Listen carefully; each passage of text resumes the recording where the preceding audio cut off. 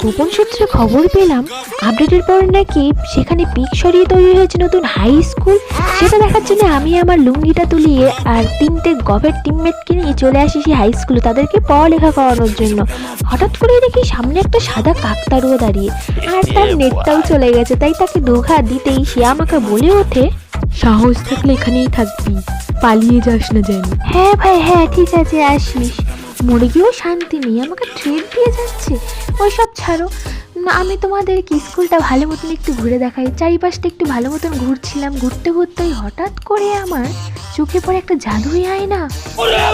ঘুরতে গেলে দেখতে হেবি সুন্দর লাগছিল, কাছে যেতেই আমাকে হট করে সে আয়নার ভেতরে টেনে নেয়।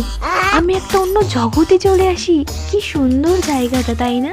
চারিদিকে বিল্ডিংস, কত সুন্দর সুন্দর, এটা মনে হচ্ছে একটা শহর। হঠাৎ করে সামনে দেখতে পাই একটা এনিমি ঘোরাঘুরি করছে, কিন্তু আমি তাকে মারতেও পারছি না। সেই কষ্টে 100 গ্রাম বুকে পাথর নিয়ে আমি আবার সে হাই স্কুলেই ফিরে আসি।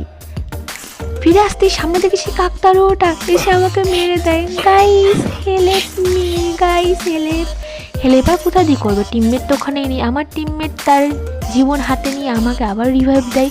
তোমরা কি ভেবেছিলে রিভাইভ হয়ে আমি আবার পিকে যাবো রিভেঞ্জ নিতে? না, কোনো দরকার নেই। আমি আমার টিমমেটের কাছে নেমে যাই তাকে একটু হেল্প করার জন্য। হঠাৎ করে দেখি আমার একটা টিমমেট আমাকে ইমোজি মারছে, তার মানে সে মরে গেছে। তাকে রিভাইভ করার দায়িত্বটা আমারই, তাই অন্ধের মতন আমি দৌড়ে যাচ্ছিলাম তাকে রিভাইভ করতে। সামনে দিকে একটা ওয়াল, আমি ভালো হয়তো আমার টিমমেটের সাইড থেকে আমাকে ড্যামেজ দিয়ে নকও করে দেয়। তাহলে কি এলিয়েন নাকি? দূর ব্যাগ, আমি আর গেমই খেলবো না।